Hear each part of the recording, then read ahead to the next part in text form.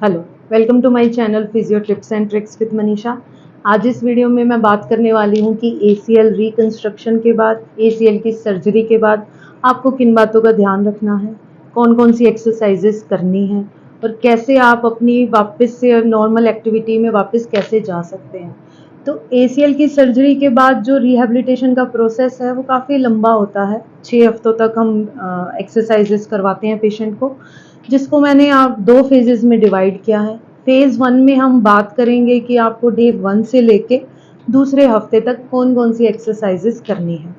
तो फेज़ 1 के कुछ गोल्स हैं जिन्हें हमें फेज़ 1 में ही अचीव कर लेना चाहिए, सो दैट जो रिहैबिलिटेशन का प्रोसेस है वो डिले ना हो।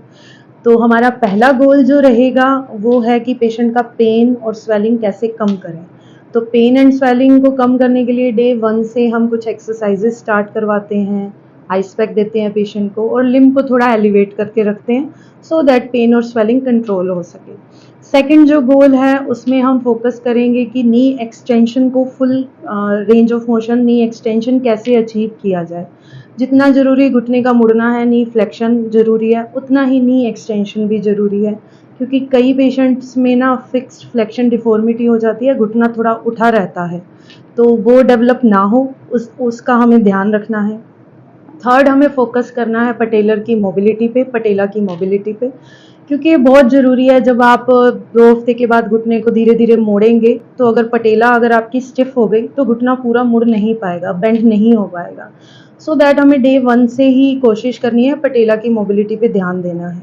और जो आपका फोर्थ गोल है उसमें हम नी रेंज ऑफ मोशन, जो नी फ्लेक्शन है उसको ग्रेजुअली कैसे इंक्रीज करेंगे, इस पे फोकस करेंगे। तो आइए शुरू करते हैं हमारी एक्सरसाइजेस को। तो एसीएल की सर्जरी के बाद ही लॉन्ग नी ब्रेस लगा दिया जाता है। तो जब मैं एक्सरसाइज पेशेंट को स्टार्ट करनी है तो इस ब्रेस को आपको खोल लेना है।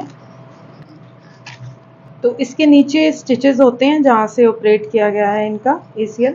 तो मैं ब्रेस को निकाल रही हूँ। तो सबसे फर्स्ट एक्सरसाइज जो आपने शुरू करनी है वो है एंकल पंप्स। आपने अपने पंजों को धीरे धीरे चलाना है। ये मूवमेंट काफ़ी इंपॉर्टेंट है। इनिशियली आपके डीवीटी के चांसेस कम करेगी, ब्लड सर्कुलेशन को इंक्रीज करेगी। तो आपको 30 से 40 बार हर घंटे में पंजे को चलाना है। एंकल पंप्स के बाद जो हम सेकेंड एक्सरसाइज शुरू करेंगे उसके लिए आपको एक टावल को रोल करके अपनी एडी के नीचे रखना है। अब अपनी एडी से आपने जस्ट टावल को नीचे प्रेस करना है, नीचे दबाना है और फिर ढीला छोड़ना है, फिर से दबाना है, ढीला छोड़ना है। इससे आपकी हैमस्ट्रिंग में कॉन्ट्रैक्शन फील होगा, हैमस्ट्रिंग मसल वर्क करेगी इससे। नेक्स्ट एक्सरसाइज है स्टैटिक क्वाड्रिसेप्स। इसमें क्या करना है, तौलिए को रोल करके आपको घुटने के नीचे रखना है। अब अपने घुटने से इस तौलिए को नीचे दबाना है, फिर ढीला छोड़ेंगे, फिर से दबाएंगे, ढीला छोड़ेंगे। ये एक्सरसाइज बहुत इंपॉर्टेंट है, आपको डे 1 से 2 से स्टार्ट करनी है। जैसे ही आपका पेन थोड़ा सा कम होगा, इन एक्सरसाइजेस को आप शुरू करेंगे इनिशियली, ये घुटने की सूजन कम करेंगी। तो अब हम नी बेंडिंग स्टार्ट करेंगे। आप एक तौलिए की असिस्टेंस से घुटना मोड़ सकते हैं। एक तौलिए को आपने अपने पंजे की चारों तरफ लपेटना है और टावल को खींचते हुए धीरे धीरे घुटने को मोड़ना है। आपने 30 टू 40 डिग्री तक घुटने को मोड़ना है। इसे आप 10 से 15 बार जरूर दोहराएं सुबह शाम। तो अब मैं आपको बता रही हूँ कि आपको काफ मसल को और हैमस्ट्रिंग मसल को कैसे स्ट्रेच करना है। आपको एक टावल को पंजे के चारों तरफ लपेटना है और टावल से अपने पंजे को अपनी तरफ खींचना है। इससे आपकी काफ मसल में बहुत अच्छा स्ट्रेच फील होगा। इसे आपने 30 सेकेंड होल्ड करना है और 3 बार रिपीट करना है, क्योंकि काफ़ी पेशेंट में एसीएल की सर्जरी के बाद काफ और हैमस्ट्रिंग मसल टाइट हो जाती हैं, तो आप इसे ज़रूर स्ट्रेच करें। तो अब आपको सेम वे में हैमस्ट्रिंग को स्ट्रेच करना है। लेट जाइए और टावल को अपनी तरफ खींचते हुए पंजे को, पूरी लेग को आपने अपनी तरफ खींचना है। इसे भी आपने 30 सेकेंड होल्ड करना है। आपको हैमस्ट्रिंग में, बैक ऑफ थाई में अच्छा स्ट्रेच फील होगा। इसे भी आप 30 सेकेंड होल्ड करके 3 बार दोहराएं। तो एसीएल सर्जरी के बाद बहुत बार पेशेंट को फुल एक्सटेंशन नहीं आ पाता है नी का, तो जिसकी वजह से जो फ्लेक्शन डिफॉर्मिटी है वो डेवलप हो जाती है। तो हमें डे 1 से ही ये ध्यान रखना है कि आपको अपने घुटने को पूरा सीधा जरूर करना है।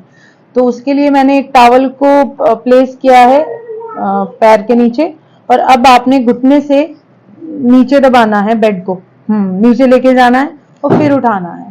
ये लास्ट हम एक्सटेंशन कर रहे हैं घुटने का, ये बहुत इंपॉर्टेंट है। फिर से पैर को नीचे लेके जाएंगे, बेड पे टच करेंगे और फिर उठाएंगे। इसे आप जरूर 10 से 15 बार दोहराएं। तो नेक्स्ट एक्सरसाइज है हमारी वीएमओ की स्ट्रेंथनिंग के लिए। उसके लिए आपको एक पिलो को रोल करके, एक पिलो को फोल्ड करके अपने घुटने के नीचे रखना है। अब अपने पैर को धीरे धीरे सीधा करना है, फिर से नीचे लेके जाइए।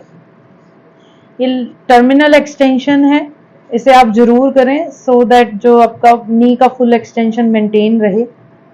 इसे आपको 10 से 15 बार जरूर दोहराना है, सुबह भी और शाम को भी। तो हमारी नेक्स्ट एक्सरसाइज है एसएलआर। इसमें पेशेंट को अपने पैर को सीधे सीधे ऊपर उठाना है, बस पंजा खींचना है अपनी तरफ और फिर नीचे लेके आना है। फिर से ऐसे ही उठाएंगे, नीचे लेके आएंगे। इसे आपने 10 से 15 बार दोहराना है। अब नेक्स्ट एक्सरसाइज आपको करवट लेके करनी है। आप जिस पैर में आपका ऑपरेशन नहीं हुआ है उस पैर को मोड़ के आप सामने रखेंगे और हाथ से सपोर्ट लेते हुए जिस पैर में आपका ऑपरेशन हुआ है उसको सीधा सीधा ऊपर उठाएंगे। एडक्शन करना है बेसिकली आपको, फिर नीचे लेके आएंगे, फिर से उठाएंगे। ऐसा आपको 10 से 15 बार दोहराना है। अब हमारी नेक्स्ट एक्सरसाइज, इसमें पेशेंट को उल्टे लेटना है और अपने पैर को सीधा सीधा ऊपर उठाना है जितना पॉसिबल हो सके, फिर नीचे लेके आना है, फिर से उठाएंगे, फिर से नीचे लेके आना है। इसे आपको 10 से 15 बार दोहराना है। तो नेक्स्ट एक्सरसाइज में हम हिप एबडक्शन कर रहे हैं। इसमें पेशेंट को करवट में लेटना है और जो सर्जिकल लेग है वो ऊपर की तरफ आएगी। अब धीरे धीरे आपको पैर को उठाना है, फिर नीचे लेके आना है, फिर से उठाना है। इसे आपने 10 से 15 बार दोहराना है। अब मैं आपको बता रही हूँ कि आपको घुटना कैसे मोड़ना है ऑपरेशन के बाद। उसके लिए आप दूसरे पैर का सपोर्ट लेंगे और धीरे धीरे पैर को उठा के नीचे लटकाएंगे। पैर के सपोर्ट से, दूसरे पैर के सपोर्ट से धीरे धीरे आपको मोड़ना है। इनिशियली घुटना इतना ही मुड़ पाएगा। याद रखिए थोड़ा पेन फ्री होना चाहिए, इसमें ज़्यादा दर्द ना हो आपको। फिर दूसरे ही पैर से आपको पैर को सीधा करना है, फिर ऐसे ही सपोर्टेड आपको पैर को ऊपर रख देना है। तो एसीएल सर्जरी के बाद आपको एक चीज़ और करनी है, 10 से 15 मिनट आपको उल्टे लेटना है। जस्ट उल्टे लेटने से क्या होगा, जो आपकी नी है वो फुल एक्सटेंशन में जाएगी, ग्रेविटी खुद ही पुल करेगी पैर को नीचे, सो दैट जो आपकी फ्लेक्शन डिफॉर्मिटी डेवलप ना हो। तो ऐसे 10 से 15 मिनट जस्ट आपको उल्टे लेटना है। अब नेक्स्ट एक्सरसाइज में आपने पंजे को बाहर की तरफ करके एसएलआर करना है। पूरे पैर को एक ही बार में आप ऊपर उठाएं, होल्ड करने की कोशिश करें 5 सेकेंड 7 सेकेंड और फिर आपको धीरे धीरे नीचे लेके आना है। ऐसा आपको 10 से 15 बार दोहराना है, होल्ड करते हुए, सुबह भी और शाम को।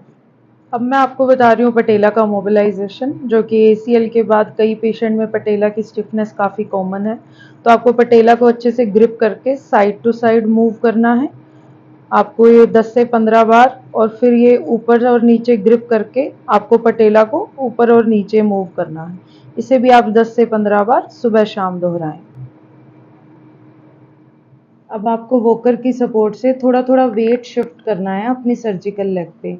तो आपको अल्टरनेट पैरों को धीरे धीरे उठाना है। इसे आपको 10 से 15 बार दोहराना है। अब आपको फॉरवर्ड वेट शिफ्ट की प्रैक्टिस करनी है। जैसे आपने side to side weight shift किया, वैसे ही वॉकर की सपोर्ट से आपको फॉरवर्ड वेट शिफ्ट करना है। इसे हमेशा आप ब्रेस पहन के ही प्रैक्टिस करें और वॉकर की सपोर्ट से करें। इसे भी आप 10 से 15 बार जरूर दोहराएं, सुबह भी और शाम को भी। अब पेशेंट को हम स्टार्ट कराएंगे वॉकिंग। हमेशा ब्रेस पहन के आपको वॉकिंग स्टार्ट करनी है वॉकर के साथ। अपने जिस पैर का आपको ऑपरेशन हुआ है उसका सिर्फ पंजा टेकना है आपको। पंजे पे वजन डालते हुए और आधा वजन वॉकर पे डालते हुए आपको चलना है। 2 हफ्ते के बाद हम पार्शियल वेट बेयरिंग स्टार्ट करवाएंगे पेशेंट को। तो ये थी कुछ आसान सी एक्सरसाइजेस जिन्हें आप एसीएल रिकंस्ट्रक्शन के बाद कर सकते हैं।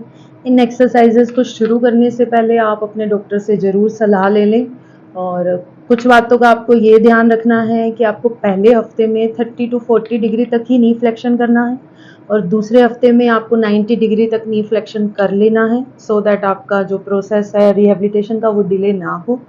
और जब भी आप चलें वॉकर के सपोर्ट के साथ चलें और ब्रेस पहन के चलें और अपनी बॉडी का फुल वेट आपको नहीं डालना है सर्जिकल लेग पे, और इन बातों का ध्यान रखना है। और पार्ट 2 के लिए, फेज़ 2 के लिए मेरे चैनल को आप सब्सक्राइब ज़रूर कर लें ताकि आपको नोटिफिकेशन मिस ना हो।